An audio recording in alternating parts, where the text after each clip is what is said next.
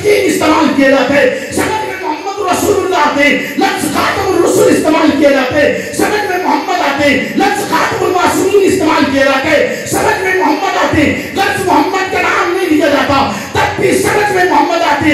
तो फिर मैं क्यों ना कहूं, जिस समय में अबू बकर का तस्करा किया जाते, समझ में मोहम्मद आते, उमर का तस्करा किया जाते, समझ में मोहम्मद आते, उस्मान का तस्करा किया जाते, समझ में मोहम्मद आते, अली का तस्करा किया जाते, समझ में मोहम्मद आते, हसन हुसैन का तस्करा किया जाते, समझ में मोहम्मद आते। तो जिक्र सहाबा वाले दरअसल जिक्र मोहम्मद है। قال النبي صلى الله عليه وسلم لا يؤمن أحدكم حتى أكون أحب إليه من والده وولده والناس أجمعين أو كما قال صدق الله وصدق رسوله النبي الكريم. درود پاک.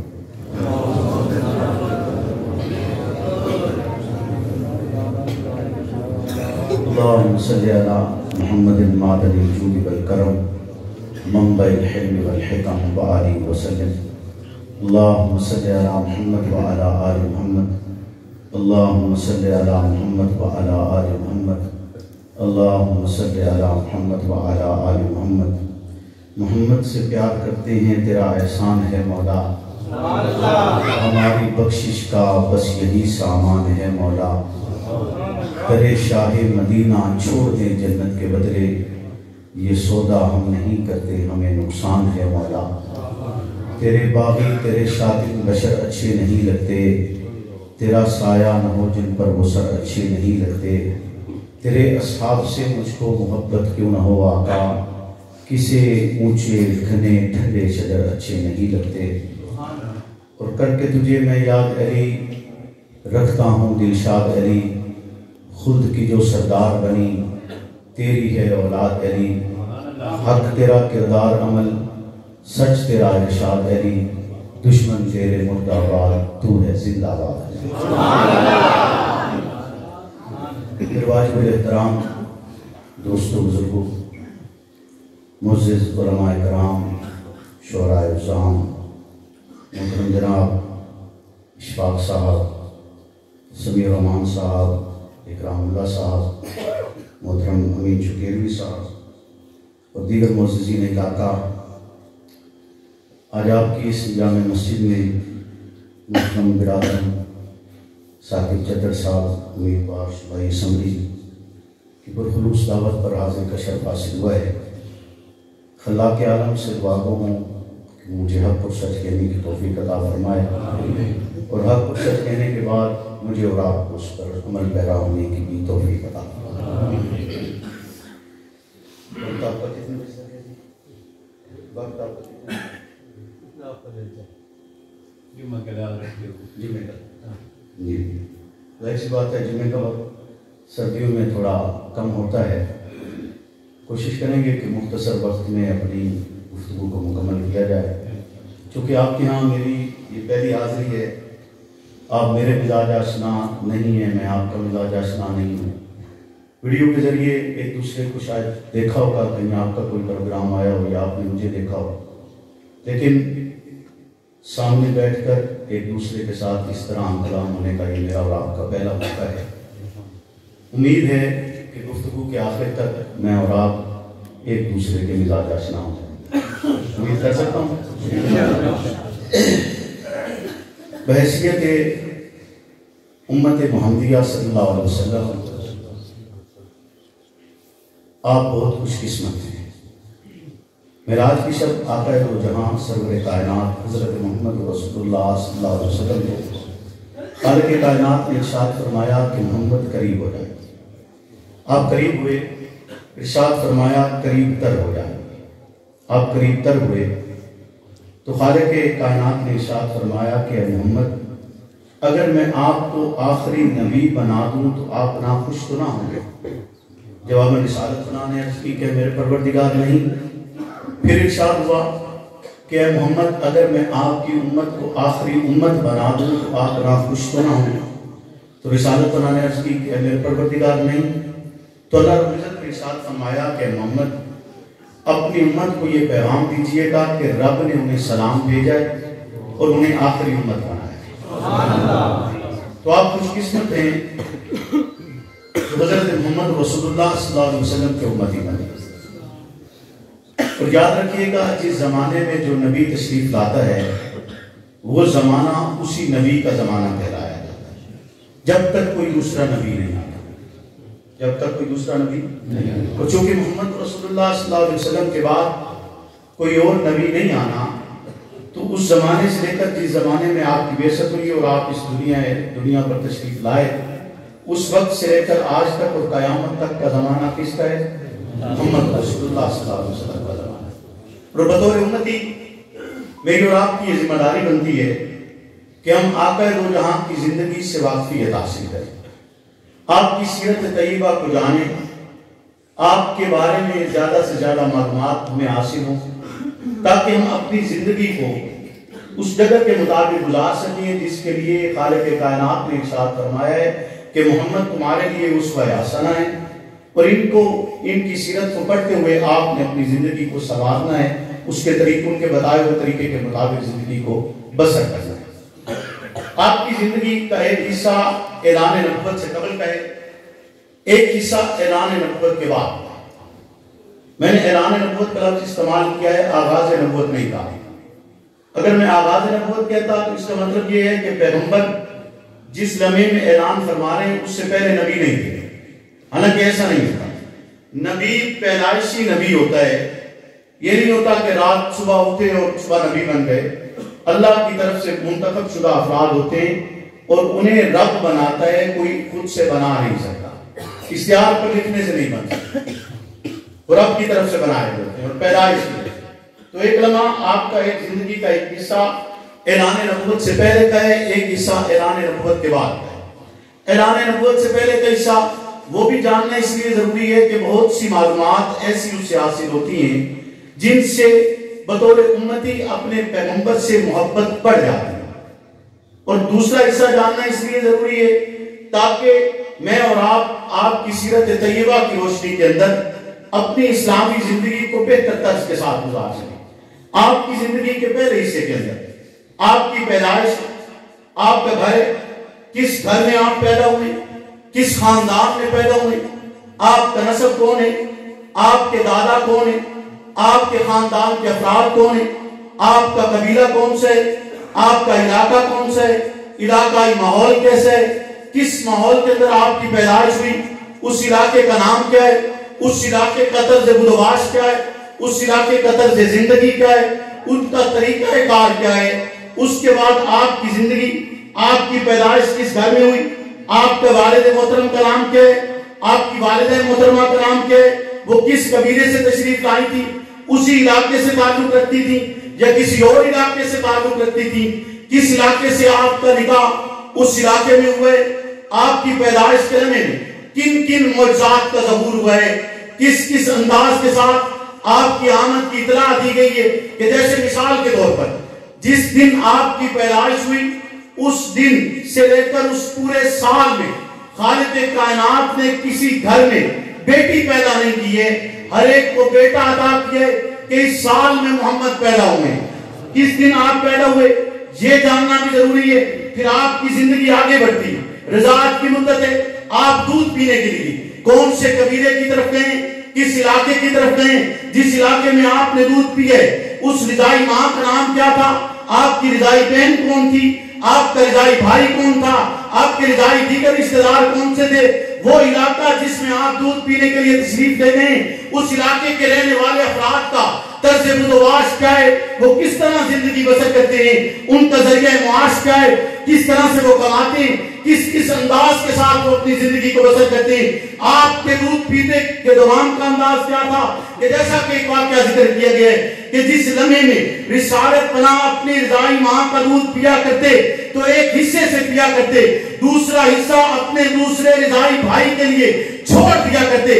آپ نے دنیا میں کوئی ایسا فرد دیکھے کہ دودھ پیتا ہو جس لمحے میں, جس مدت کو جس میں زبان ابھی کلام بھی نہیں کر سکتی ہے, اس لمحے میں بھی رسالت پناہ اپنے رضائی بھائی کا اس درجے خیال رکھ رہے ہیں کہ دودھ ایک حصے سے پیتے دوسرا حصہ اپنے رضائی بھائی کے لیے چھوڑ دیتے، آگے نماز پڑھتے، آپ کشک کے صدر ہوتے، آپ بکریاں چڑھانے کے لیے صحرا میں جایا کرتے، آپ کشک کے صدر ہوتے، آپ کے دل مبارک کو نکال کر آپ زمزم سے دھویا جاتے، جبریل آتے، ایک مرتبہ شک صدر ہوا، دوسری مرتبہ شک صدر ہوا، آپ کا لڑکپن جلتے، آپ کی جوانی آتی ہے، آپ کی والدہ محترمہ کا انتقال ہوتے، آپ کے دادا کا انتقال ہوتے، کس نے آپ کی کفالت کی ہے، آپ کس کی کفالت کا حصہ رہے، کس نے کتنا عرصہ آپ کی پرورش کی ہے، پھر آپ تجارت کے لیے سفر اختیار کرتے ہیں، کس علاقے کا سفر کرتے ہیں، آپ کے ہمراہ آپ کا ہم سفر کون ہے، آپ کے ساتھ جانے والا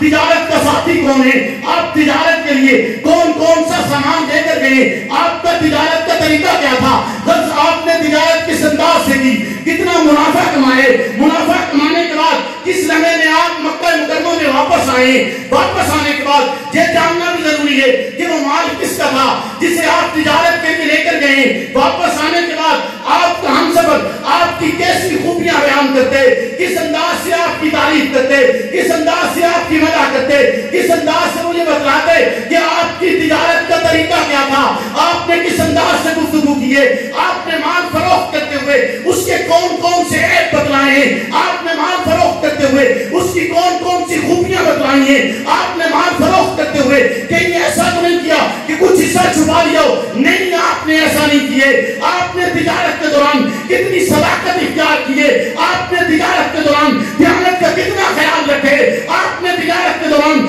امانت کا کتنا خیال رکھے، درس آپ کی زندگی کا یہ لمحہ بیان کرنا بھی ضروری ہے، پھر آپ کی شادی ہوتی ہے کس خاندان میں ہوتی ہے، آپ کی زوجہ محترمہ کا اس میں گرامی کیا ہے، آپ کی پہلی زوجہ کون ہے، آپ کی دیگر ازواج کے کیا اس میں گرامی ہے، ان کا تعلق کون سے قبیلے سے ہے، ان کا تعلق کس خاندان سے، درس آپ کی یہ 40 سالہ زندگی آپ کی سیرت طیبہ کا وہ روشن پہلو جس روشن پہلو کا تذکرہ خالق کائنات کے لیے معبود پیغمبر عظیم پیغمبر ایسا پیغمبر جسے سید الانبیاء بنایا گیا ہے، ایسا پیغمبر جو خاتم المعصومین ہے، ایسا پیغمبر جسے رب نے عظمت کا تاج پہنائے، ایسا پیغمبر جو شافعی معاشر ہے، ایسا پیغمبر جس جیسا اس کائنات میں پیدا ہی نہیں ہو سکتا، وہ عظیم ترین پیغمبر لائق کا پیغام لانے والا پیغمبر فرعون کی چوٹی پر کھڑے ہو کر یہ اعلان کرنے سے قبل کہ قولوا لا الہ الا اللہ، پڑھو لا الہ الا اللہ فلاح پا جاؤ گے، اس اعلان سے قبل وہ اپنی 40 سالہ زندگی ان مکہ کے کافروں کے سامنے روشن پہلو کی طرح رکھتے ہوئے اعلان کرتے کہ بتاؤ میری 40 سالہ زندگی کو تم نے کیسا پایا۔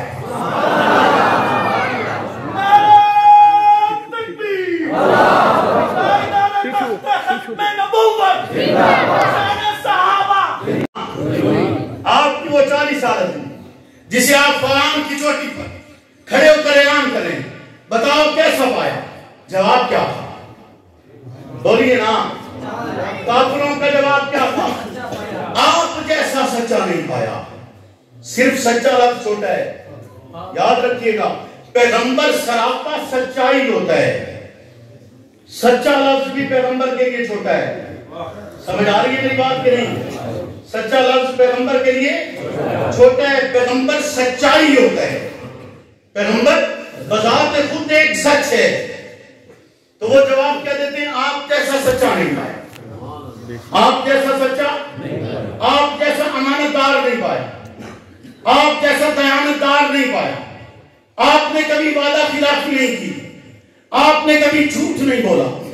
اور یہ اس معاشرے کی بات ہو رہی ہے جس معاشرے میں بے حیائی ثواب کا کام سمجھا جاتا ہے، جس معاشرے میں جھوٹ بولنا سعادت سمجھا جاتا ہے، جس زمانے میں بت پرستی کو عبادت کا درجہ دیا جاتا ہے، اس زمانے میں آپ اتنے خوبصورت اور عمدہ اخلاق کے ساتھ زندگی کو اس قدر سے پیش کرتے ہیں، اس انداز سے پیش کرتے ہیں کہ مکہ کے کافر، وہ بدبخت جو آپ پر ایمان نہیں لائے، وہ بدبخت جو آپ کے خلاف ہر طرح کا وار کرنے پر تیار ہوئے، وہ بدبخت بھی آپ کی صداقت کی گواہی دیتے رہے، یہ کہتے ہیں کہ آپ نے زندگی میں کبھی جھوٹ نہیں بولا ہے، آپ آپ نے کبھی خیانت نہیں کیے، حتیٰ کہ اعلان نبوت کے بعد بھی وہ اپنی امانتیں آپ کے پاس رکھا کرتے تھے۔ میں انہی امانتوں کی بات کر رہا ہوں جن امانتوں کو جس لمحے میں پیغمبر ہجرت کرتے ہیں، ہجرت کے لیے تشریف لے جاتے ہوئے حضرت علی کی ڈیوٹی لگا کر کہتے ہیں کہ علی صبح ہوگی جب میں یہ شہر چھوڑ چکا ہوں گا، تم نے یہ امانتیں ان کے مالکوں کے سپرد کر دینی ہیں اور انہیں پیغام دے دینے ہیں کہ جو کہ محمد اب اس علاقے سے رخصت کر چکے ہیں، جا چکے ہیں مدینہ طیبہ کی طرف، لہذا تمہاری امانتیں اب تمہارے اپنے حوالے کی جاتی ہیں، اب تم اپنی امانتوں کو خود سنبھالو گے۔ تو پیغمبر کی زندگی کا ایک حصہ یہ ہے، آپ کی سیرت کا ایک پہلو یہ ہے، اسے جاننا بھی ضروری ہے۔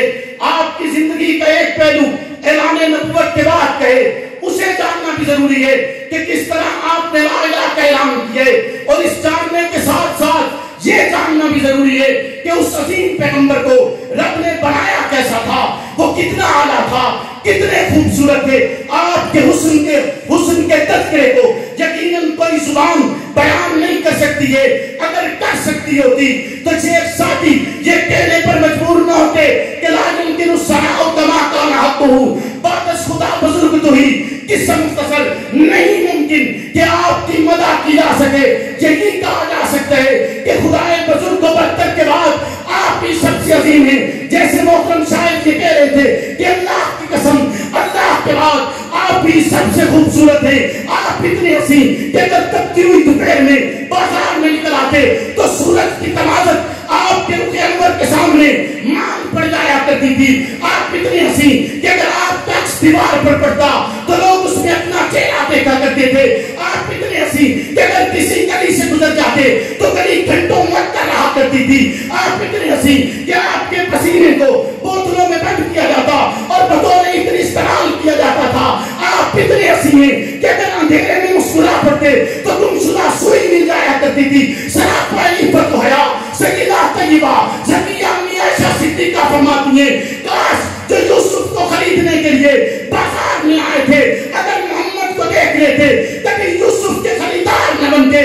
کاش جنہوں نے وہ زلیخا کی سہیلیاں جنہوں نے یوسف کو دیکھ کر انگلیاں کاٹی تھی، کاش محمد کو دیکھ لیتے تو اپنا دل نکال کر باہر رکھتے تھے۔ ابو ہریرہ چودہویں رات کے اندر کبھی آسمان کے چاند کو دیکھتے ہیں، کبھی زمین پر محمد رسول اللہ کے رخ انور کی زیارت کرتے ہیں اور موازنہ کرتے ہوئے امت کے سامنے ایک مثال پیش کرتے ہوئے کہتے ہیں تو سونا نو اے سونا۔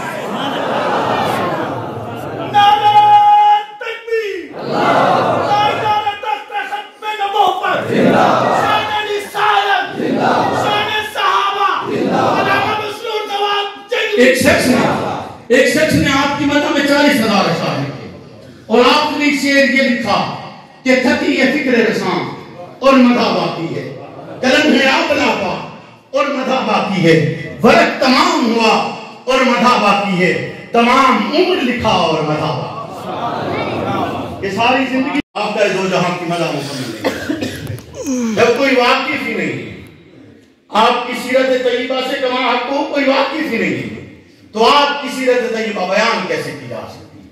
آپ کا حسن اور آپ کا مقام و مرتبہ بیان کیسے کیا جا سکتا ہے؟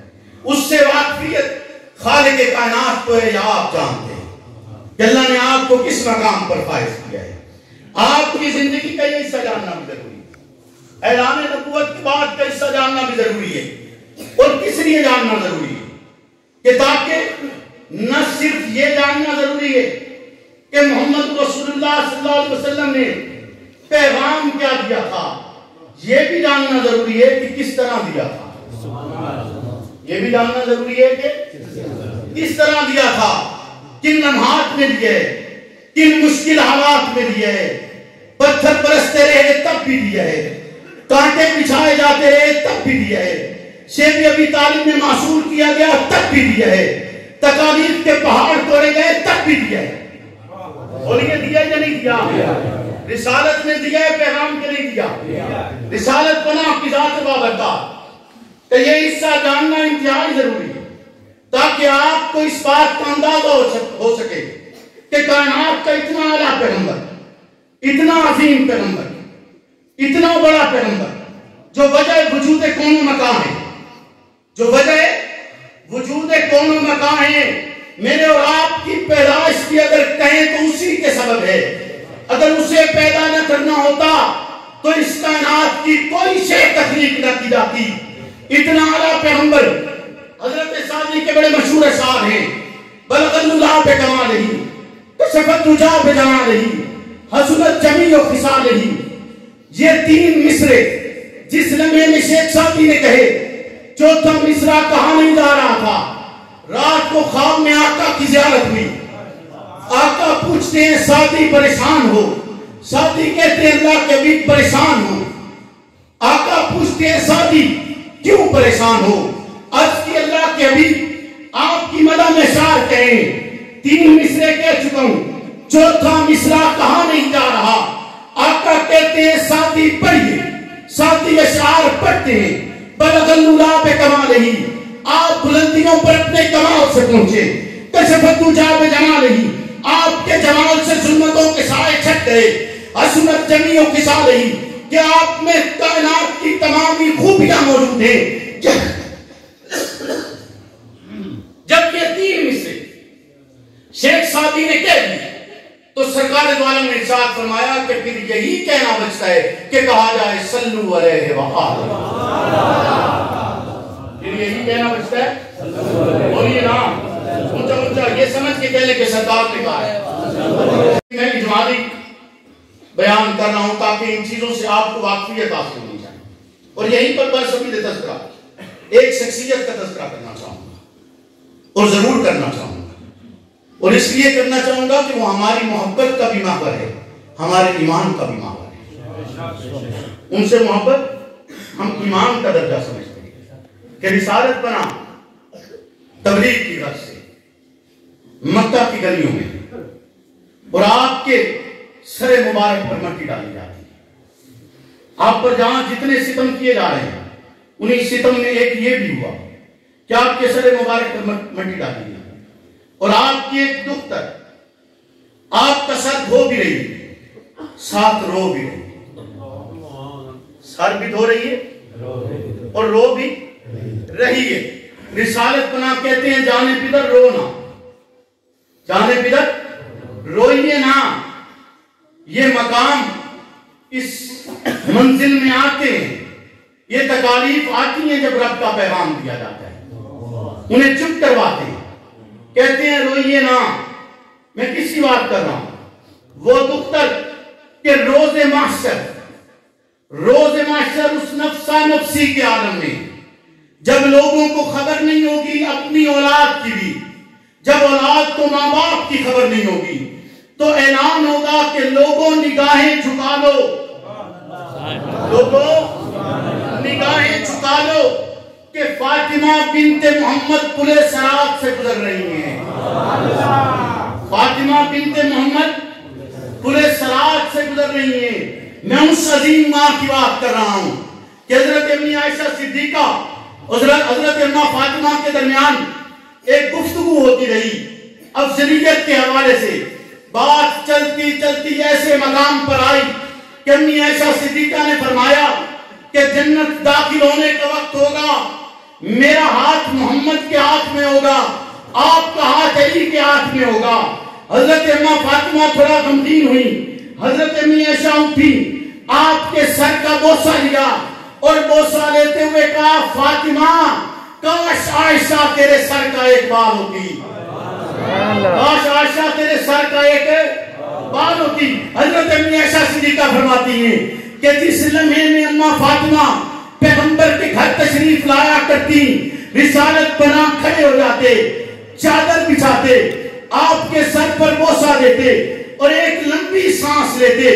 حضرت امی عائشہ کہتی ہیں، رسالت بنا سے عرض کرتی ہیں کہ آقا آپ اکرام کرتے ہیں، کھڑے ہوتے ہیں، چادر بچھاتے ہیں، سر کا بوسہ لیتے ہیں، سمجھ آتے ہیں، لیکن جب آپ لمبی سانس لیتے ہیں ایسا کیوں کرتے ہیں؟ تو فرماتے ہیں آقا دو جہاں کہ جس لمحے میں فاطمہ آتی ہے مجھے جنت کی خوشبو آتی ہے، مجھے جنت کی خوشبو، بولیے نا جنت کی. رسالت بنا جب بھی سفر پر تشریف لے جایا کرتے، آپ جاتے ہوئے آخری گھر حضرت اماں فاطمہ کا ہوتا اور واپس آتے ہوئے پہلا گھر حضرت اماں فاطمہ کا۔ اس درجے آپ نے اپنی اس بیٹی سے محبت کی ہے کہ اسے اپنی جان کا ٹکڑا کہا ہے، اسے اپنے جگر کا ٹکڑا کہا ہے۔ آپ کی بیٹیوں میں آپ نے ان سے زیادہ محبت فرمائی ہے، اور آخری لمحے کے اندر جس وقت اس دنیا سے آپ رخصت ہو رہے ہیں، حضرت اماں فاطمہ آپ کو ملی، آپ نے فرمایا کہ میں اسی حالت میں اس دنیا سے رخصت ہو جاؤں گا۔ وہ رونے لگ پڑی، پھر بلایا پاس اور ایک بات عرض کی، وہ ہنسنے لگ پڑی۔ حضرت امی عائشہ نے پوچھا فاطمہ کیا بات تھی؟ پہلے آپ رو پڑی پھر آپ ہنس پڑی۔ تو حضرت اماں فاطمہ کہتی ہیں کہ پہلی بات یہ تھی، سرکار نے مجھے بتایا کہ اسی تکلیف میں اس دنیا سے رخصت ہو جاؤں گا، اور دوسری بات یہ تھی کہ آقا نے فرمایا میرے خاندان میں سب سے پہلے مجھے تم ملو، سب سے پہلے مجھے۔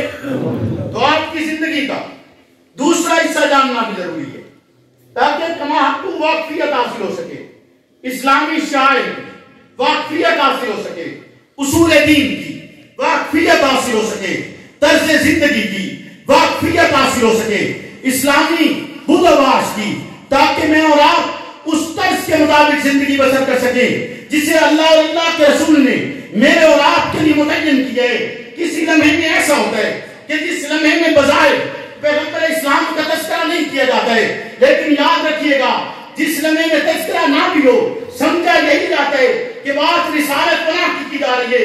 جیسے قرآن مجید فرقان حمید میں اللہ رب العزت ارشاد فرماتے اِنَّا أَنزَلْنَاهُ فِي لَيْلَةِ الْقَدْرِ، ہم نے اسے لیلۃ القدر میں اتارا۔ کسے اتارا؟ بظاہر یہاں پر نام نہیں لیا گئے، تذکرہ نہیں کیا گئے، لیکن سمجھ میں قرآن مجید آتا ہے رب کی یہ لاریب کتاب آتی ہے، جس لمحے میں لاریب کتاب کا تذکرہ کیا جائے سمجھ میں قرآن آتا ہے، بھئی الہی کا تذکرہ کیا جائے سمجھ میں قرآن آتا ہے، جبریل کا رب کا پیغام لانے کا تذکرہ کیا جائے سمجھ میں قرآن آتا ہے، کلام اللہ کا تذکرہ کیا جائے سمجھ میں قرآن آتا ہے، لفظ سورت اختیار کیا جائے سمجھ میں قرآن آتا ہے، لفظ رکوع بیان کیا جائے سمجھ میں قرآن آتا ہے، لفظ آیت بیان کیا جائے سمجھ میں قرآن آتا ہے، لفظ اس طرح کے تمامی الفاظ جن کے ذکر کرنے سے مراد یہ سمجھی جاتی ہے کہ میں یہ الہی کی بات کی جا رہی ہوگی، رب کے پیغام کی بات کی جا رہی ہوگی، تو سمجھ میں قرآن آتا ہے۔ اگرچہ قرآن ذکر نہ کیا گیا ہو، قبر میں جائیں گے، قبر میں 3 سوال ہوتے ہیں۔ پہلا سوال ہوگا من ربو کا، بتا تیرا رب کون سے ہے۔ دوسرا سوال ہوگا بتا تیرا دین کیا ہے۔ تیسرا سوال ہوگا کہ بتا تیری طرف بھیجا گیا پیغمبر کون سا ہے، تیری طرف مبعوث کیا گیا پیغمبر کون سا تھا۔ تو جس کو جواب آتا ہوگا وہ کہے گا میرا رب اللہ ہے، دوسرے سوال پر کہے گا میرا دین اسلام ہے، تیسرے سوال پر جو جس نبی کے دور میں اس دنیا سے گیا تھا اس کا جواب اسی کے مطابق اگر وہ رائے ہدایت پر گئے تو اس کا جواب وہی ہوگا جیسے امت محمدیہ میں جانے والے افراد جو لا الہ الا اللہ محمد رسول اللہ پڑھ کر اس دنیا سے گئے ان کا جواب ہوگا کہ ہمارے نبی محمد ہیں، اگرچہ محمد لفظ استعمال نہیں کیا جائے گا، آپ کے نام نامی کا تذکرہ نہیں کیا گئے، صرف یہ پوچھا جائے گا بتاؤ تمہارا نبی کون ہے، یہ بتاؤ کون ہے جس کو تمہاری طرف مبعوث کیا گئے۔ تو جواب میں محمد ذکر کیا جاتا ہے، آپ کی حدیث کی بات آ جائے کہا یہ جاتا ہے کہ یہ حدیث میں آئے، سمجھ آ جاتا ہے کہ حدیث سے مراد محمد رسول اللہ ہے، لفظ رسول استعمال کیا جاتا ہے، سمجھ آتا ہے محمد کی بات کی جا رہی ہے، لفظ پیغمبر استعمال کیا جاتا ہے، سمجھ آ جاتا ہے کہ محمد رسول اللہ کی بات کی جا رہی ہے، لفظ خاتم النبیین استعمال کیا جاتا ہے، سمجھ میں محمد رسول اللہ آتے لفظ خاتم الرسول استعمال کیا جاتا ہے، سمجھ میں محمد آتے لفظ خاتم المعصومین استعمال کیا جاتا ہے، سمجھ میں محمد آتے لفظ محمد کا نام نہیں لیا جاتا تب بھی سمجھ میں محمد آتے، تو پھر میں کیوں نہ کہوں جس لمحے میں ابو بکر کا تذکرہ کیا جاتا ہے سمجھ میں محمد آتے، عمر کا تذکرہ کیا جاتا ہے سمجھ میں محمد آتے، عثمان کا تذکرہ کیا جاتا ہے سمجھ میں محمد آتے، علی کا تذکرہ کیا جاتا ہے سمجھ میں محمد آتے، حسن حسین کا تذکرہ کیا جاتا ہے سمجھ میں محمد آتے، تو ذکر صحابہ والے بیت دراصل ذکر محمد ہے۔ ذکر صحابہ اور آل بیت بولیے نا ذکر محمد ہے۔ اگر آپ کی نسبت نہ ہوتی تو ہم انہیں یاد کرتے، بولیے نا، آپ کی نسبت نہ ہوتی تو ہم انہیں یاد کرتے؟ قطعاً یاد نہ کرتے۔ آپ کی نسبت کی وجہ سے رب نے انہیں جو مقام عطا کیا، ہر اس چیز کو جس کی نسبت محمد رسول اللہ، جس کی نسبت، حتیٰ کہ آپ کی زندگی کے بعد بھی اگر اس کی نسبت، آپ کی زندگی کے بعد بھی اس کی نسبت رسول اللہ سے ہوئی، بولیے نا، تو اس کا بھی احترام کرتے ہیں یا نہیں کرتے؟ بولیے نا، کرتے ہیں یا نہیں کرتے؟ کرنا چاہیے بھی۔ حتیٰ کہ گنبد خضرا ہے، یہ آپ کی اس دنیا سے رخصت ہو جانے کے بعد بنا ہے، آپ کی زندگی میں نہیں تھا۔ آپ کے رخصت ہو جانے کے یہ اوپر جو گنبد بنایا گیا یہ بعد میں بنا ہے، آپ کی زندگی میں نہیں تھا، لیکن آپ کی نسبت کی بدولت، بولیے آنکھوں کی ٹھنڈک ہے یا نہیں ہے؟ آنکھوں کی ٹھنڈک ہے نا۔ اللہ رب العزت اس ٹھنڈک کو سلامت رکھے۔ دعا ہے وہ مجھے اور آپ کو عمل کی توفیق عطا فرمائے۔